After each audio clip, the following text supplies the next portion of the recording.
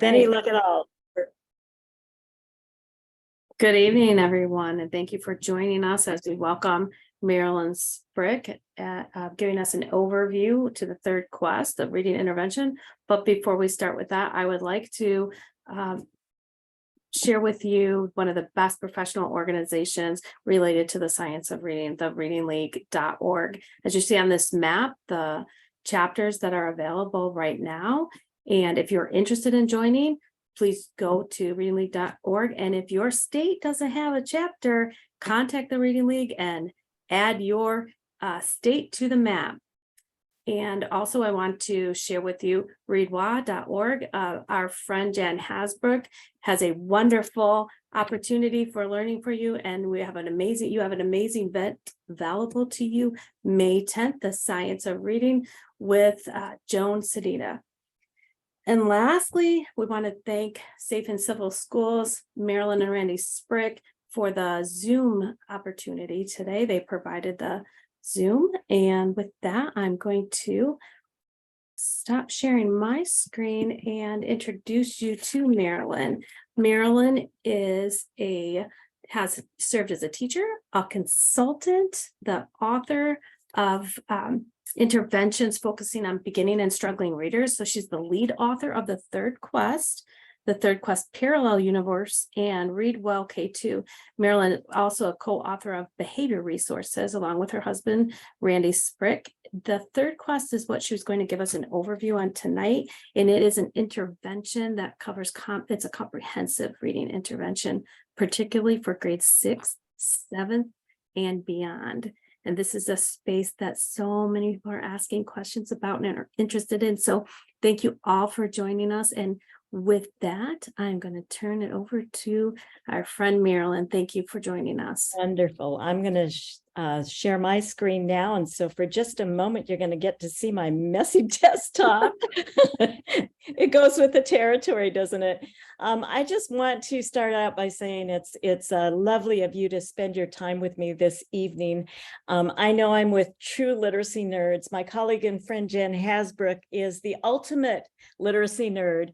And what we've learned is that literacy nerds do not retire. So we're here with you both tonight to talk about how we can move our kids forward that struggle with reading.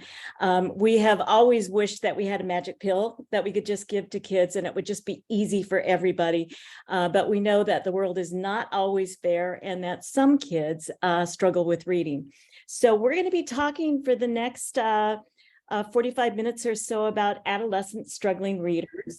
We know that because you're here tonight, that you have also been around kids who are discouraged, they're disappointed in themselves, they're disenfranchised because they do not read well. And what we know is that to motivate these kids, saying try harder is not a very strong strategy, that these kids have probably tried harder for their entire career and education, and they need some help. They need a boost to build that confidence and competence in the ability to read.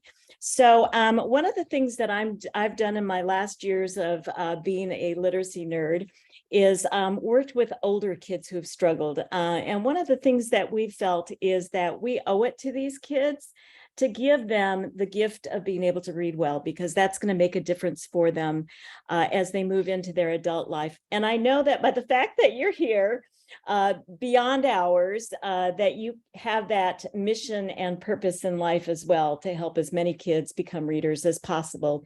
So our focus for this evening is the older kids, 5th and 6th grade students, 7th and 8th grade students, high school students who for no fault of their own have missed out on that really solid foundation of reading that we wished they had gotten in K through 3. And I know that's where the focus is for a lot of you. And I'm truly with you that we want to prevent as many struggling readers as possible. But we also know that we've got a bunch of kids out there that need our help now before they leave the school system. So what we're going to do, and I'm hoping that you'll use the chat to ask your questions, make comments, and so on as we go forward, is we're going to ask you to Think about the third quest. We're going to have you listen into some kids because what I want to do is help you with listening in and knowing where we want to go with the kids. And then as we look at this intervention, what we can do with kids, what they sound like before and what they sound like after we've worked with them for a bit. And so we're also going to look at pre-post data because we want to go not on the basis of belief, but we are in firm believers that whatever we're doing with kids, we want to make sure works with them before we consider those options. We're going to look at the research-based components of the third quest. And I know by the title of your group here that you are all at this point strong believers in the science of reading. My PhD advisor was Barbara Bateman. She was one of the people who coined the word learning disabilities, an incredibly bright, wonderful pioneer in the field of reading. And one of the things that she said to me as I was going through her PhD program was that what you learn about how to teach reading is really luck of the draw and whatever university you end up at. Jan and I went through the University of Oregon, and from the get-go, we learned about the science of reading. And we, for 45 years, have learned that what we need to do with our kids has to be based in science so that what we do with them in the little bit of time that we have with them, we know will work with them. So we're going to look at the research-based components of the third quest. It is a curriculum. And as we move through the curriculum, I'm hoping that you'll do some active thinking about kids that you're worried about, that you're thinking about, and things that you are doing that are consistent with what we know about explicit instruction and research-based instruction for our older students. We have two programs. The other one is called the Parallel Universe, and that's a program that we popped out during COVID. Again, our mission in life is just to get as many kids reading as possible. So that's kind of the agenda that we're going to be following. So we're going to start, I always like to start with our gold standard readers. So that we know where we're going with kids. And when I look at Hasbrook and Tyndall's data with kids, we see that a lot of our kids, in fact, all of our kids kind of stall out at the end of sixth grade. And we know that for our highest kids, they've arrived. And our lower kids, if all was going well, they would continue making progress until they were reading as well as those high kids as well. And so we're going to start with Hannah. She's the child that is a natural reader, and I probably wouldn't matter what we did, she was going to be reading well. This is the goal that we've got for our struggling readers. So here's Hannah. She's reading a sixth grade Dibbles Acadians passage, Dibbles Next.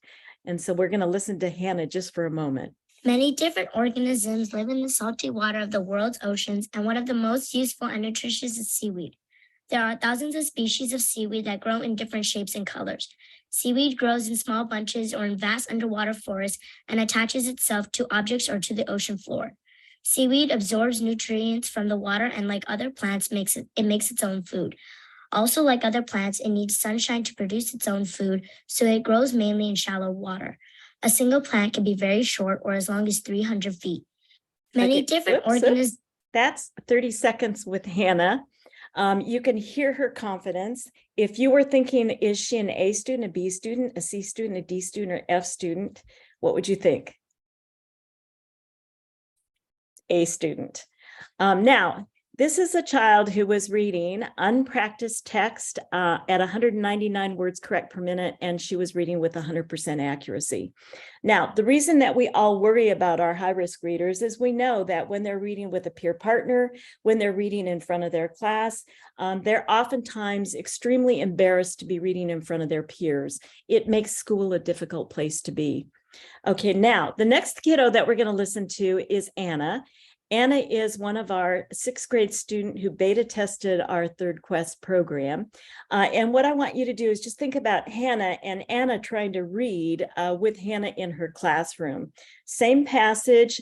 And what you're going to do is you're going to be able to hear where it breaks down. So we're going to actually start with seaweed grows in small bunches. Many different organisms. Oh, no, we're reading the whole thing. Live in salty water of the world's oceans. And one of the most useful and nutritious is seaweed. There are thousands of species of seaweed that grow in different shapes and colors. Seaweed grows in small bunches or vast underwater forests and achieve itself to objects or the ocean floor. Seaweed absorbs nutritions from the water, and like other plants, it makes food.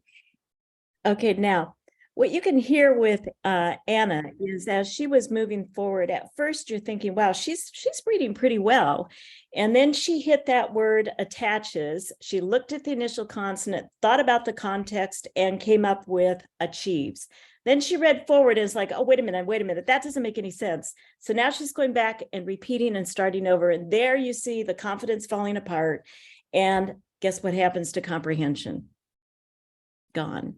And that's why fluency is a real important thing to look at, because again, she started out sounding really strong, but once she started hitting a few words that she didn't know, the whole thing fell apart. And there we go with now ending up with a comprehension problem. Anna told me when I first sat down with her that her goal was to go to college. And as I looked at that stall that happens at the end of 6th grade, I'm thinking, you know what? If you make it there, it's going to be difficult unless we do something about the way you read, because it's always going to be a stumbling block. So Anna was one of our first beta testers with the 3rd quest. And then we're going to listen to Anna afterwards. But before that, we're also going to listen to Sam. Sam has an interesting story that I'll tell you in a little bit when we hear how he was reading after the 3rd quest. But this is one of those older kids who, for some reason, again, missed out on that foundation of reading. And what I'm going to do is just have you think about being Sam, trying to be successful as an adult, reading the way he does at this point. So again, this is the 6th grade Dibbles passage. Many different organisms lives in the salty water of the world.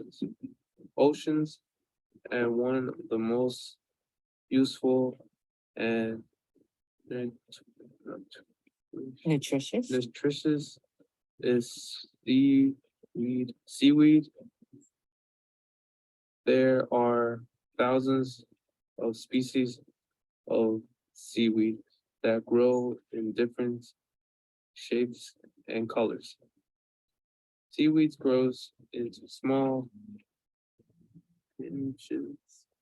bunches or in vast underwater forests.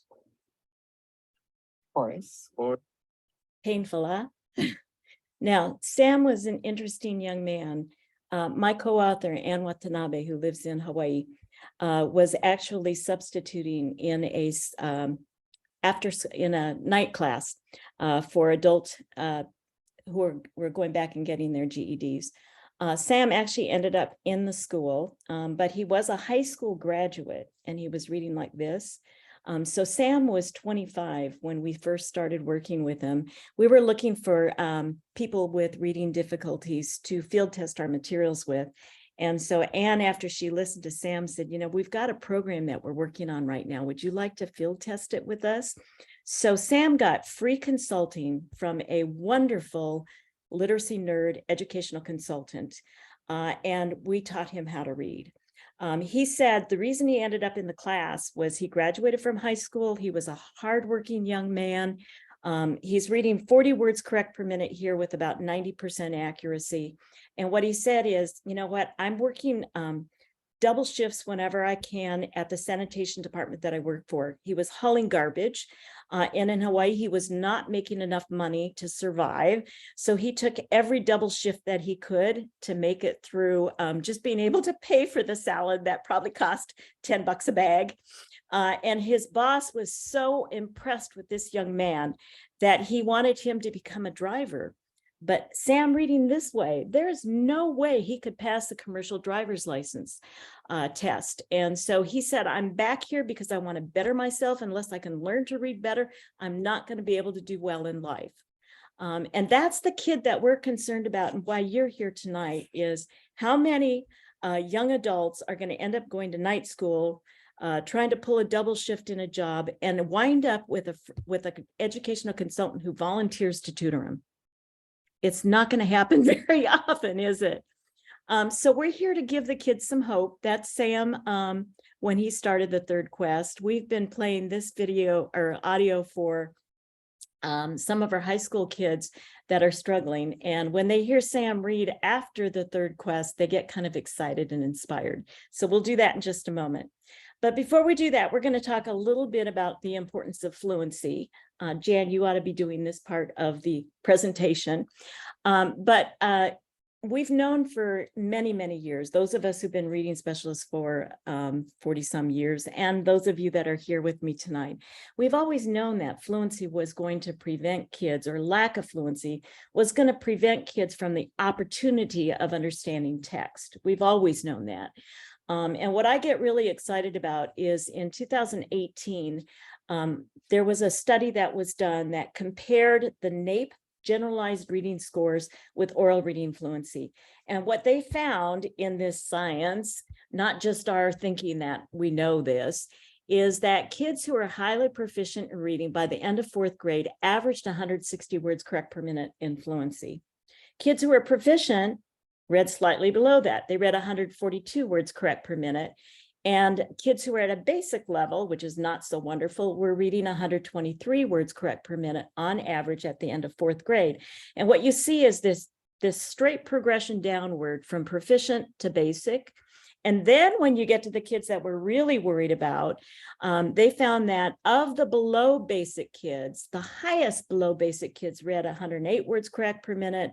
The below basic middle kids, medium kids were reading 95 words correct per minute. And our lowest kids, the very, very lowest of the low kids, were reading 71 words correct per minute. Now, the reason I think that is really, really important for us to know and follow is, there's people talk about the reading crisis all of a sudden now after COVID, but in 2019, we had 34% of our fourth grade students reading below basic. And now after COVID, it's 37%. Well, I'm thinking, 37% is horrible, but so is 34%. So we know we've lost our students along the way, at least a third of them historically. This is not something new. And so I get excited when we get to talk about it because maybe we have some hope to do something about it. Okay, now we also know that our eighth graders at the end of 2022, 30% were still below basic as eighth graders. So we know we have a lot of work to do, even as we're working hard to prevent this from happening, that we have a lot of work to do for those kids who have missed out at this point in time. Okay, now what I'm going to do for you is play Anna after the 75 lessons. You remember she broke down on the word attaches, and then it went south after that. This is Anna after 75 lessons. Seaweed grows in small bunches of fat ore in vast underwater forests and attaches itself to objects or the ocean floor. Seaweed absorbs nutrients from the water, and like other plants, it makes its own food. So you hear the difference? Now, when we heard that, we were excited. Anna is actually, it's been long enough now that she is now in college. She scored above average on her practice ACT test, so we know that she was in good stead. At the end of 75 lessons, Anna was reading 177 words correct per minute, 180 words correct per minute, and she was reading with 98% accuracy. She started out at 115 words correct per minute with 93% accuracy. And you can hear the confidence in this student, right? That's the thing that we're looking for. I oftentimes hear people say they're just lacking confidence, and the problem is they're lacking competence, and that's why they lack confidence. So there's our Anna, and we were jubilant to see that kind of result. Okay, now this is Sam, and I'll tell you the end of his story after we listen to him. Sam, because he was working double shifts, and my colleague and co-author, Anne, was oftentimes off-island consulting. They sometimes met once a week, sometimes once every 2 weeks. It was really hard to keep going. He finished 50 out of 75 lessons with us, but listen to the difference in Sam. Many different organisms live in salty water of the world's oceans, and one of the most useful and nutritious is seaweed. There are thousands of species of seaweed that grow in different shapes and colors. Seaweed grows in small bunches or in vast underwater forests and attaches itself to objects or to the ocean's floor. Seaweed absorbs nutrients from the water, and like other plants, it makes its own food. Also, like other plants, it needs sunshine to produce its food, so it grows mainly in shallow waters. A single plant can be very short or as long as 300 feet. Okay, now when we play before and after for our students, I would do a whip around and ask them how they think Sam feels at this point, and they will say proud, accomplished, capable. Now, Sam at this point was only reading 100 words correct per minute with 97% accuracy. You can hear a little bit of the Tongan in his voice. He's an EL student. But the thing that was really excited for us is Sam ended up, before he stopped meeting with Anne, passing the commercial driver's license practice test. And he said, now I have the skills to better myself. So that's what we're all about, is we know that these young people want to have productive adult lives. And as long as this is in their way, it's going to cause stumbling blocks. So that's Sam. I'm going to share with you some data now, and we hope that you're as excited for these young people as we are.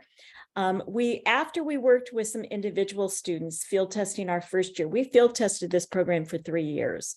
And so I know when teachers are asked to make up their own programs, how difficult that is, because we had to try things and try them again and refine them and so on, so that we could go out and say, this is not just what we hope will work. We know it will work because we field tested for 3 years and we adjusted as we went. So these are high school Hawaii middle schools that were selected based on iReady. There were some kids in the program that were higher than I would have chosen for putting in this program. But you can see that their oral reading fluencies to start out with ranged from 98 to 159. They had 75 days of instruction because they had 90-minute periods on an AB schedule. But you can see, you remember Hannah that was in your ear that I played at the start? This kiddo went from 159 words correct per minute to 196 words. So she is fully fluent at the point at which we stopped doing the third quest with her. You can see this kiddo went from 102 to 123. This kiddo went from 198 to 196. It's a palpable difference. And so what we found was the kids gained an average of 26 words correct per minute across 75 days. And we were excited about that. We thought that was really exciting, and we heard wonderful things from the teachers. Okay, we also field tested in a Pacific Northwest middle school. These kids were selected based on low star tests. And what we did was we put them, we also did oral reading fluencies. These are from Easy CBM. But you can see we handpicked these kids. They were intervention, not special ed students. This kiddo went from 79 words correct per minute to 147 words correct per minute across 90 days of instruction. They had short periods, so we had to extend to the full semester. They averaged 35 words correct per minute as a group. And again, we were jubilant. This kiddo is a student who is really struggling. And at this point, you can see that big pop. She just missed out on the foundations when she was in primary school. That same student, we also did the grade, which is a standardized vocabulary and comprehension assessment. And this student who went from 79 to 147 went from a 4.4 grade equivalence as a 6th grader to an 8.5 grade equivalence. And again, that's across 90 days of instruction.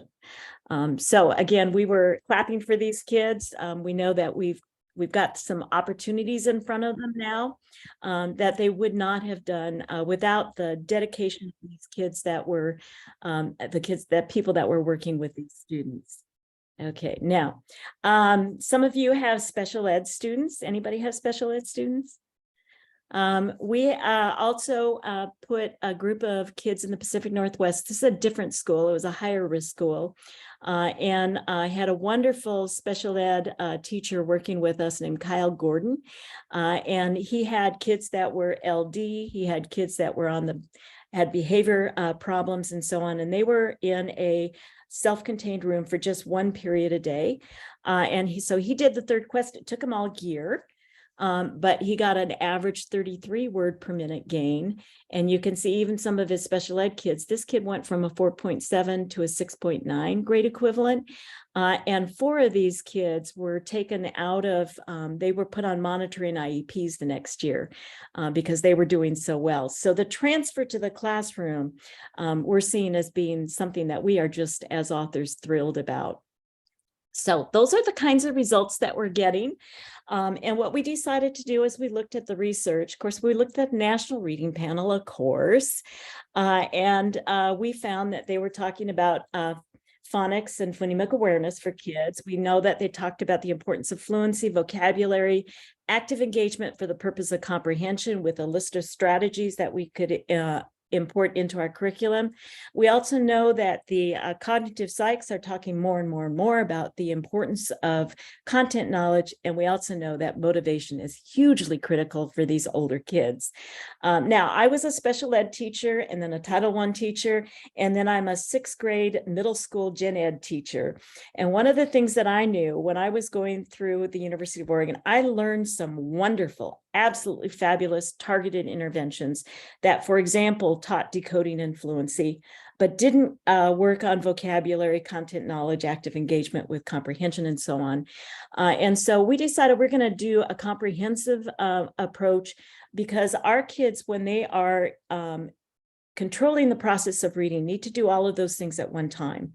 And we also found that our kids were motivated to read by the fact that they were working on pretty sophisticated content. So we'll be looking at that next.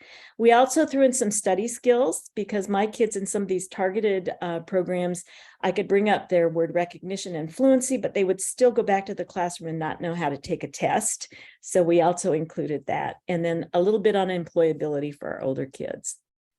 Okay, now you've been listening to me yak. I'm going to let you listen to a teacher because I think that's far more powerful than listening to an author talk about a program. So here is Shelley West from Pennsylvania, and you'll get to hear her talk about her experience with her students.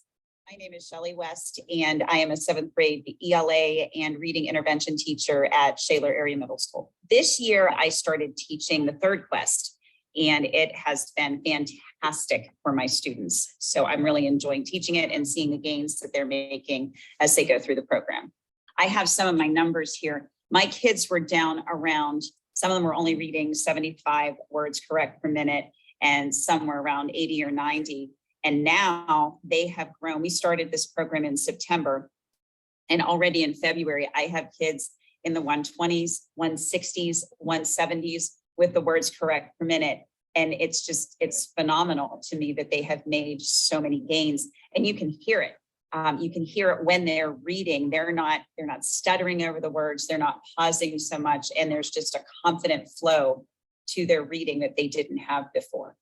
So I think why we are finding success with the 3rd quest is that it's the first program that I have seen. And again, I've been teaching for 28 years, and I have a background in special ed. So I've been doing this kind of thing for a while.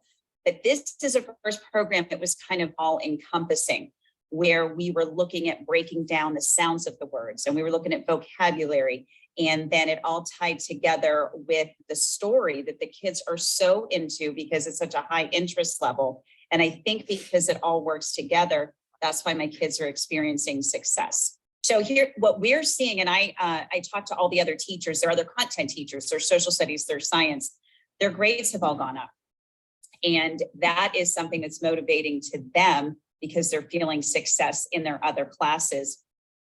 They also see another English teacher for like a regular ELA class. And those teachers have said they've noticed their speaking skills are improving. So when it's time to give a presentation, they're making eye contact with the class. They're speaking with more confidence because they feel like they're not going to stumble over their reading. So it's translating into that. And I've heard from some parents who have said that they're just so pleased listening to their kids read at home. It's just different than it was before for them. The positive feedback has been wonderful. They're proud of their kids. They're excited for them, and they see the confidence growing. And it's funny because it almost sounds too good to be true. Like, how could they be doing this? And if I wasn't seeing it firsthand, and this is kind of what the parents are saying, like, if we weren't really seeing it, we wouldn't believe that our kids would be able to do this. And they are seeing firsthand the growth that they're making. That's so motivating to them, because they say in their own words, we've been in classes like this all along, and we're not getting better, but this year we're getting better. And that's what I think is motivating. And it's heartwarming to hear them say, I'm not nervous to read in class anymore. I don't get embarrassed when a teacher calls on me anymore. And those are the things that you can't really measure when you see the kids saying that. Absolutely. Just because it works. Like I said, I've been around for a long time. Our district has tried many different interventions that sound good and maybe work in other places, but this one across the board is just working for all of our students.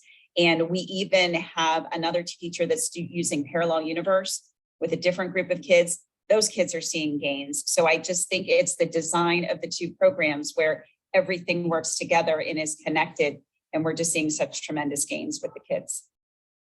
So that's the kind of results that we can't capture in the data, but the excitement from the kids, from the teachers, from the parents is across the board an absolutely fabulous kind of thing to experience. I'm going to insist right here that the teacher is an absolute critical part because it's that connection they're making with the kids. And no curriculum can do the magic that a teacher and a curriculum can do. So we need time, we need curriculum, and we need the teacher to really make progress with these kids. And then you see that excitement and inspiration going with us. Now, because motivation is an issue with most of the kids who have reading difficulties, we relied on my husband, Randy Sprick, to help us with some guidelines for success. And so our kids all the way through the third quest and the Parallel Universe work on perseverance, teamwork, professionalism, and integrity. And at the end of their lessons, they actually self-evaluate on those 4 traits so that we can keep moving forward with the kids. And they can take that's that confidence that they're taking into the general ed classrooms when they're standing up and speaking in front of other people. It's they're taking that perseverance, teamwork, professionalism, and integrity with them. So what we're going to do is we're going to watch how we start out the third quest. There's just 8 short little videos that talk about motivation and that help the kids understand the concept of automaticity and so on. Just 8 short little videos in the 75 lessons of the program. I'm just going to show you a little bit of that. You have entered the third quest. Your participation is required.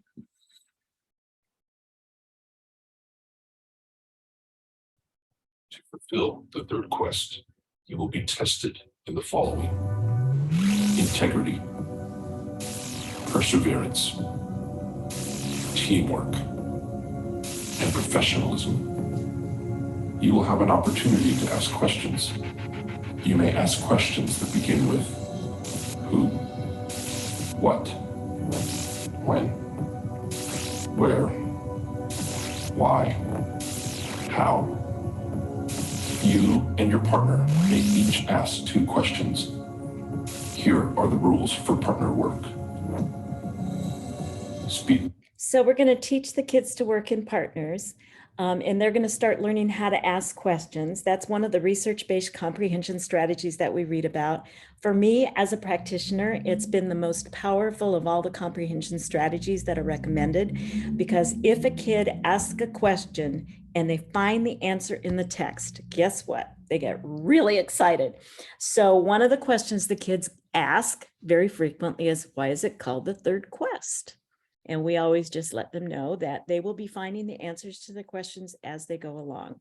So that's the way we start out with also teaching them partner work. And then in terms of motivation, we also tried to package in a way that would motivate older kids because they don't want to see things that look babyish. And we are going backwards to build foundational skills. We're doing primary level work.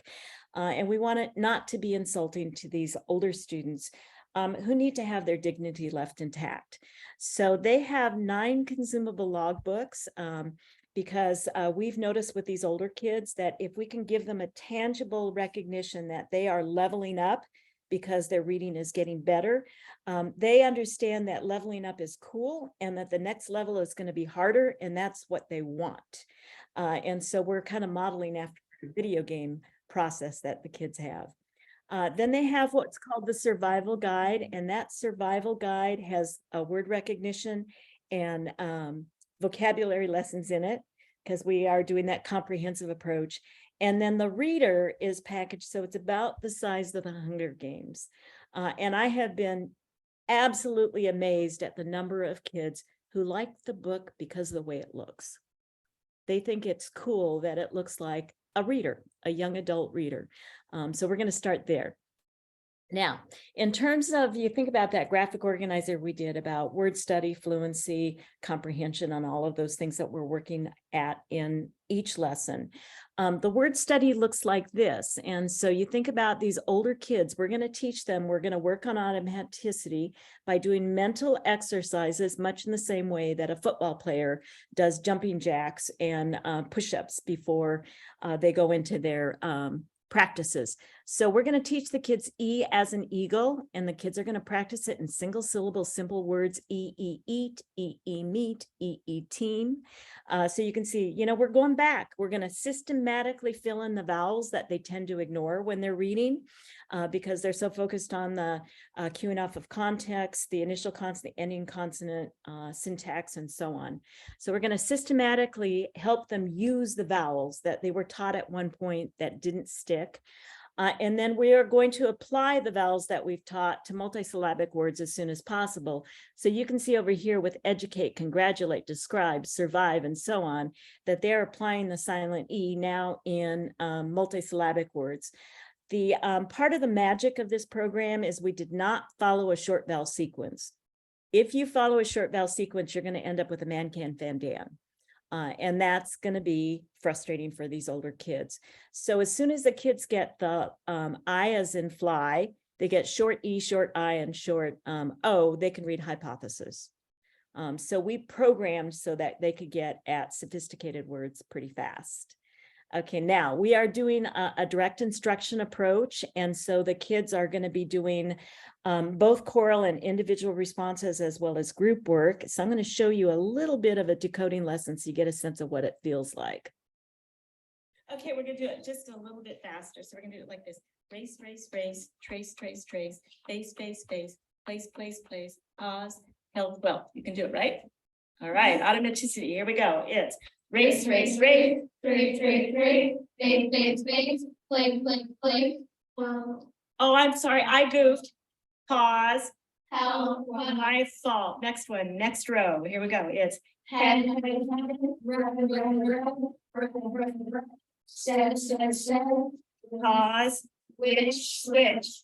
Okay, next one is all, small, small, small, tall, tall, tall, small, pause. Nice job, Blake, you get the top row. Okay, we're gonna go to column 5. What we're gonna do is fingers up and we're gonna count the syllables. So we're gonna do wealthy, wealthy. Got it? Okay, here we go. It's wealthy, wealthy, cradle, cradle, system, system, method, method, recursive, recursive, survival, survival. nice job. And you know what? I'm not having to use my voice with you guys at all because you guys have got it. Okay, we're gonna go to the whole words in column 6. So that's the way a word study lesson looks like. We've taught the teachers how to do different kinds of rhythms and different ways to respond so that breaks the monotony. And so the teachers are having, a lot of teachers are having fun with just different ways to do the choral responses in a way that is a little bit less drony than some methodologies are. So the word decrepit, the process that they follow is what you saw in there. And let's see, Rebecca, I'm going to let you be a student. Do you want to unmute?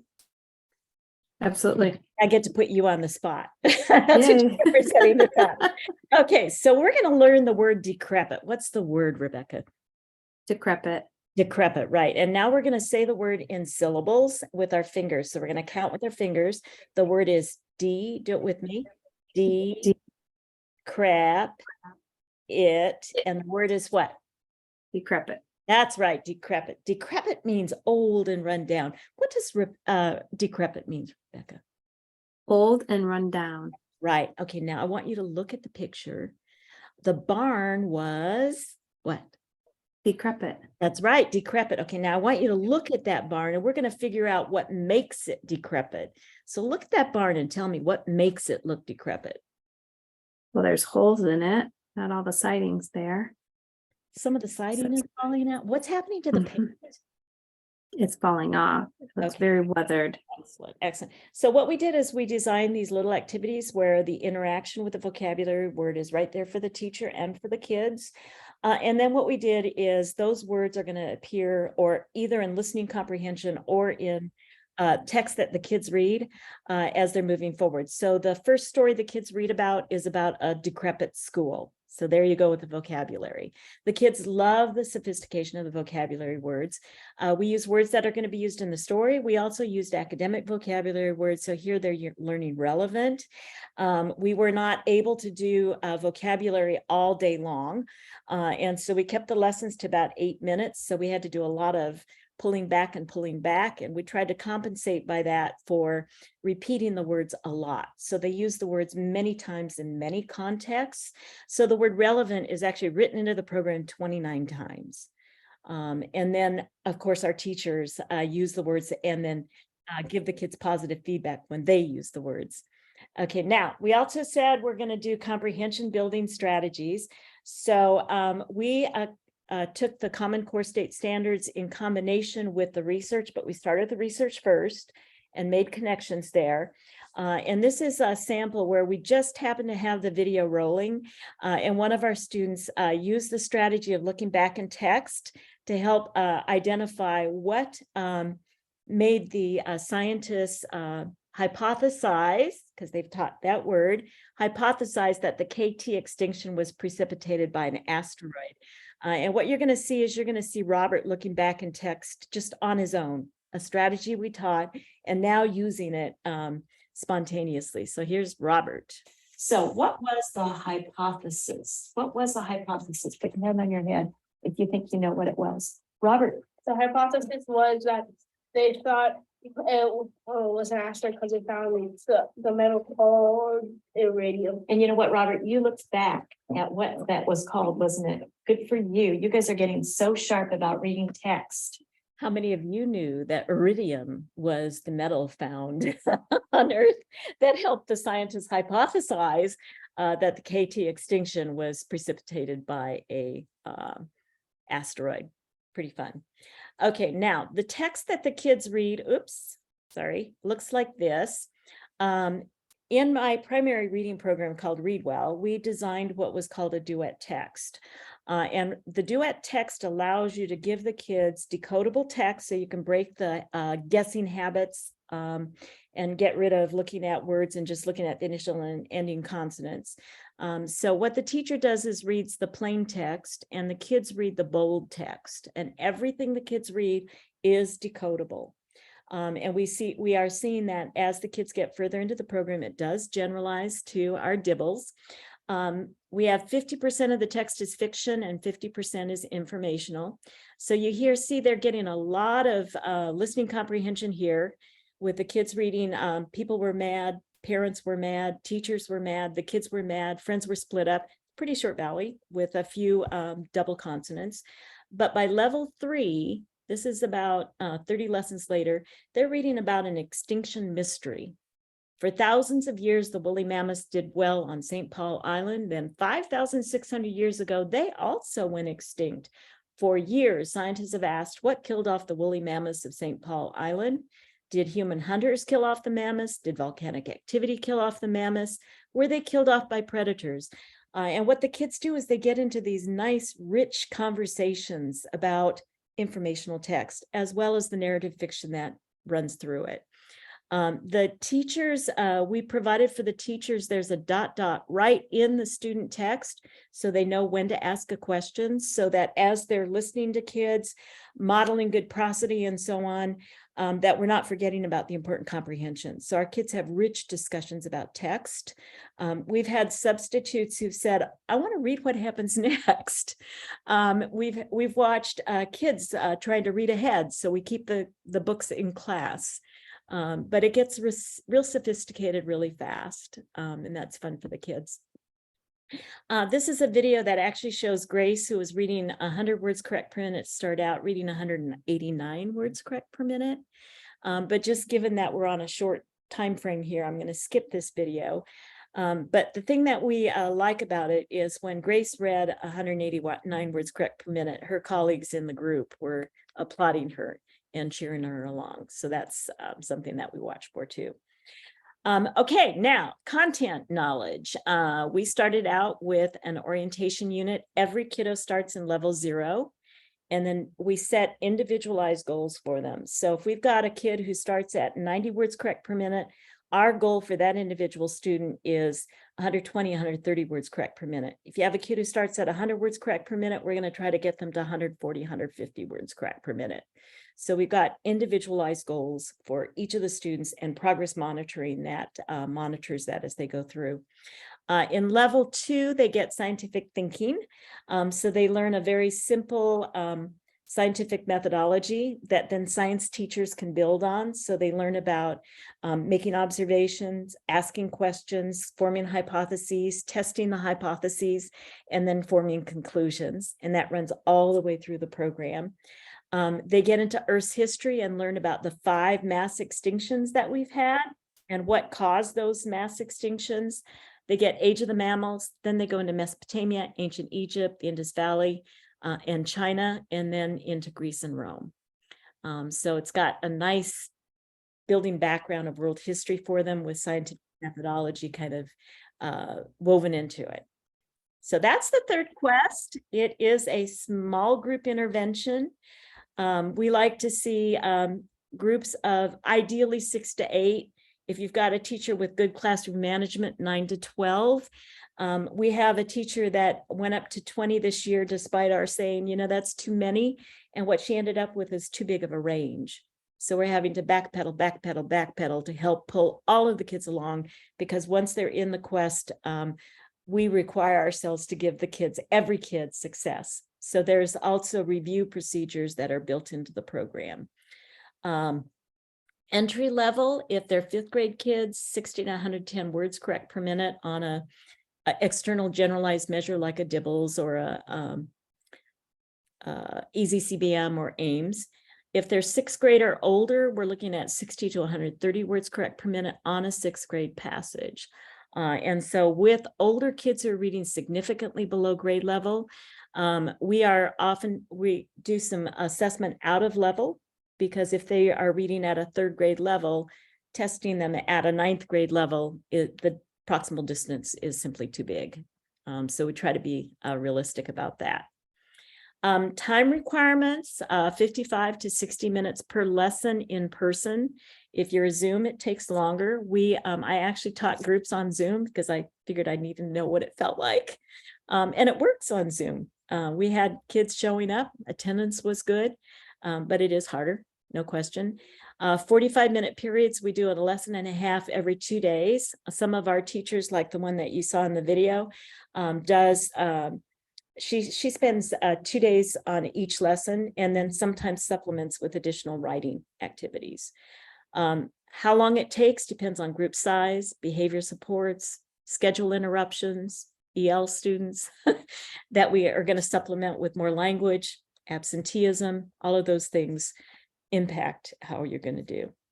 Okay, that's the third quest. We also have the parallel universe. I'm going to go for about 5 more minutes, and then we can stop and see if you've got any questions. I'm also going to let you know what my email address is. It's marilyn@ancorapublishing.com. And there also, you can also contact me through, because I always love talking to literacy nerds.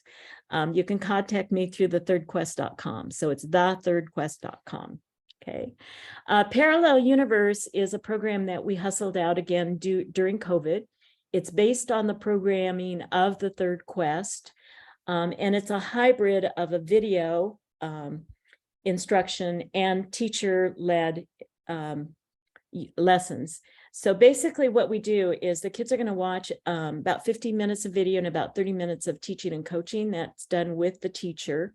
But the 15 minutes of video is like a couple of minutes of video, pause, practice, couple of minutes of video, pause, practice, couple of minutes of video, pause, practice. And it's my voice doing the basic explicit instruction. So I use my 45 years in the field to decide when to model, when to have the kids do it with my voice, and then turn it over to the teacher for individual turns. So it's a relatively easy to implement program because my voice is doing the modeling of the sounds and doing it with me and so on. So if you have people who don't have reading background, it's a nice program that can be shared with a paraprofessional. We've had parents teach the program to their own children. And we've seen the same kind of results that we have with the Third Quest. The basics are we have, if we're using it in school, we have small groups of 4 to 6. We can also do it 1-to-1. It's a shorter program, so the lessons are about 45 minutes. 1-to-1, we've been doing it in 35 minutes. Age group that's the best for this is 5th and 6th grade, although we have teachers that have been using it with older students with great success. It's great for use before the Third Quest to start the Third Quest at a higher level. So if you've got kids that are at 60 words per minute, we can get them to 90, and then they enter the Third Quest at 90 as opposed to 60. We can also use it if you have a range in your group. We've used the Parallel Universe as a second dose for the kids with a volunteer doing it on Zoom after school. And after the Third Quest to enhance the results. If you've got kids that started low and we want to enhance their progress, we can also use it after the Third Quest. This is Los Alamos, New Mexico. And what they did was they took kids that did not qualify for special ed and they put them into intervention groups based on their oral reading fluency. This is a before group of kids that met before school. They went from 127 to 148 words correct per minute with an average gain of 21 words correct per minute on Dibble's 8th. And that was only 41 lessons. And it was like, wow, we were kind of shocked ourselves. And we wrote the program, but it's like these kids are just stunning us. Their after school group, their after school group, this is jaw-dropping, went from 120 words correct per minute on average to 170 words correct per minute. That's an average 49 word gain in just 41 lessons. So again, life-changing for these kids. And what they tell their teachers is, I can feel the difference. Okay, these are special ed kids. They did 84 words correct per minute to start. It went to 106. Again, 22 word per minute gain, 41 lessons. So we get real excited when we see that. The program's a little schmaltzy. So we like, it's better for 5th and 6th graders. The older kids, you kind of have to tease them through it because we did funny sound effects and stuff in it. This is the Parallel Universe with Shelley, the teacher that you just saw in that video. And you can see she made a 31 word per minute gain with 7th graders between September and November. And she did it 5 days a week. So, we've got some things that we're excited about. The kids are excited about, the teachers are excited about, and the data was important. Given our time, I'm not going to show you the program, but if you go to thethirdquest.com, there's a fuchsia button that has Parallel Universe on it. And it's actually got 2 of the lessons in that you can pop in and you can watch yourself. There's streaming videos so you can see what it looks like.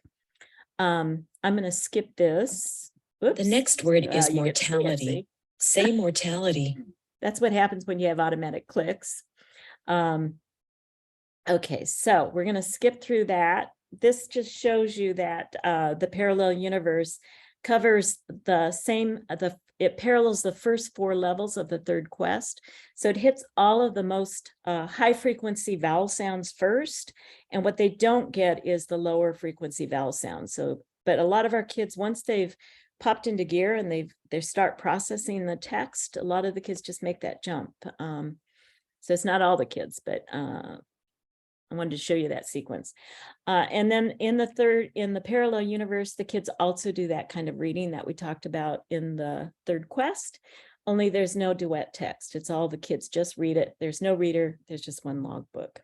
But it's all based on the same research. So I guess that's why it works.